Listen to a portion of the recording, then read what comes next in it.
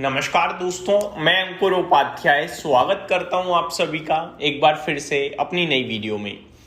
दोस्तों यहां पे आप सभी के साथ बात करने वाला हूं ओला इलेक्ट्रिक के बारे में। आज ओला इलेक्ट्रिक के शेयर में करीब 10% की शानदार तेजी देखने को मिल रही है।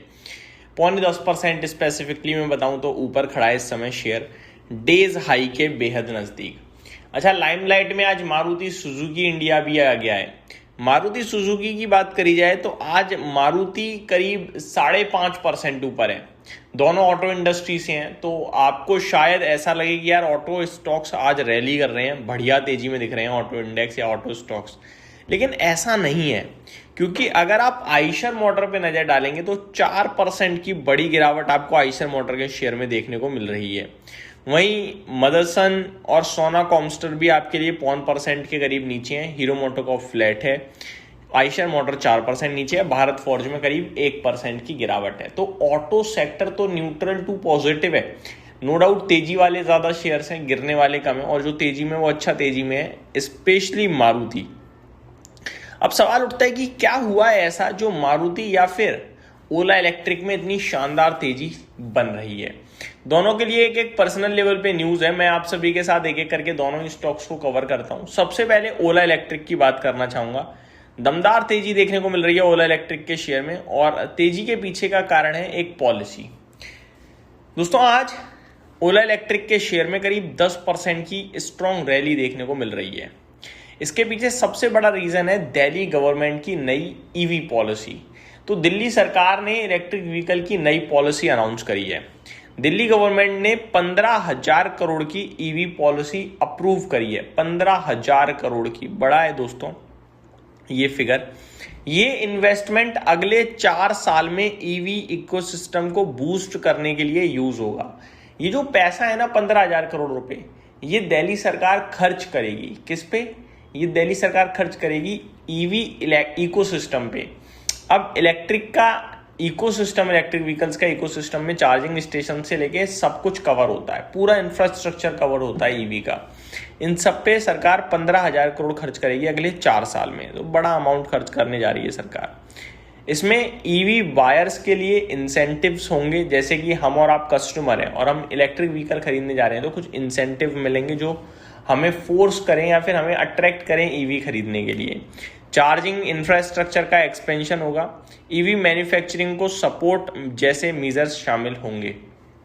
तो ईवी बनाने वाले को फायदा, ईवी खरीदने वाले को फायदा, और चार्जिंग इंफ्रास्ट्रक्चर को बूस्ट किया जाएगा सो दैट ईवी खरीदने वाले को दिखे यार कि हाँ इलेक्ट्रिक व्हीकल्स के चार्जिंग स्टेशंस काफी हैं, ले सकता हूं मैं। दिल्ली में इलेक्ट्रिक स्कूटर की डिमांड बढ़ सकती है इन सब की वजह से। चार्जिंग नेटवर्क इंप्रूव होने से ईवी अडॉप्शन तेज हो सकता है, और लॉन्ग टर्म में ओला इलेक्ट्रिक और दूसरी ईवी कंपनीज की सेल्स को सपोर्ट मिल सकता है। तो ये कुछ बड़े कारण दिखे जिसकी वजह से आज के सेशन में शेयर का प्राइस आपको रॉकेट होता हुआ दिख रहा है। ये रैली पॉलिसी ड्रिवन है, लॉन्ग टर्म परफॉर्मेंस अब भी कंपनी के हाथ में है। देखो पॉलिसी तो सरकार ने दे दी, ऐसा तो नहीं ये अकेला है, टीवीएस मोटर्स भी है, एथर एनर्जी भी है, और भी इलेक्ट्रिक व्हीकल जो भी है वो सब है। तो जो जीतेगा वो आगे निकल जाएगा। सरकार ने तो ईवी को बड़ा अनाउंसमेंट दे दिया, बड़ा तोहफा दिया एक तरीके से। अब सेल्स ग्रोथ कैसी रहती है, प्रॉफिटेबिलिटी कहती है, मार्केट शेयर कैसा रहता है, सर्विस क्वालिटी और एग्जीक्यूशन पर डिपेंड करेगा कंपनी की कि उसका शेयर आगे कैसा चलता है। तो ये हो गई पूरी की पूरी ओला इलेक्ट्रिक और ईवी से रिलेटेड खबर। मारुति की कहानी थोड़ी डिफरेंट है। मारुति की कहानी है एक रिपोर्ट की। ब्रोकरेज हाउस है जेफरीज, हम सभी अच्छे से जानते ही हैं। जेफरीज ने मारुति पे रिपोर्ट जो निकाली है उसमें अपग्रेड कर दिया है मारुति को। पहले होल्ड की रेटिंग थी और अभी बाय की रेटिंग में अपग्रेड कर दिया है, जिसकी वजह से आज भागा है शेयर।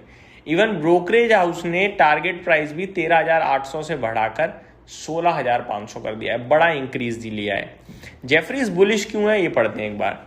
स्मॉल कार डिमांड में रिकवरी के साइंस, रीसेंट जीएसटी चेंजेस के बाद एंट्री लेवल कार्स की डिमांड इंप्रूव हुई है। मारुति का स्ट्रॉन्ग प्रोडक्ट पोर्टफोलियो और market leadership long term growth को सपोर्ट कर सकती है। कंपनी के मार्जिन्स और अर्निंग्स में इंप्रूवमेंट की उम्मीद है। जेफरीज के पॉजिटिव अपग्रेड और हायर टारगेट प्राइस के बाद इन्वेस्टर्स ने स्टॉक में बाइंग की है। इसी वजह से मारुति निफ्टी के टॉप गेनर्स में शामिल है। इनफैक्ट आज तो टॉप गेनर बन चुका है इस समय।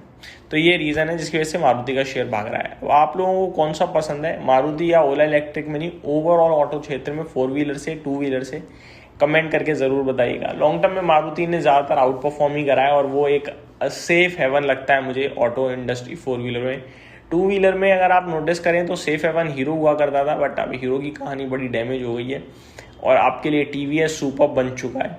आपका क्या मानना है, कमेंट करके बताइए। फिलहाल तो मुझे आइशर मोटर आज गिरा जरूर, लेकिन लॉन्ग टर्म में अच्छा लगता है। ये मेरी तरफ से अपडेट थी। Thank you so much for watching this video. Have a great day guys.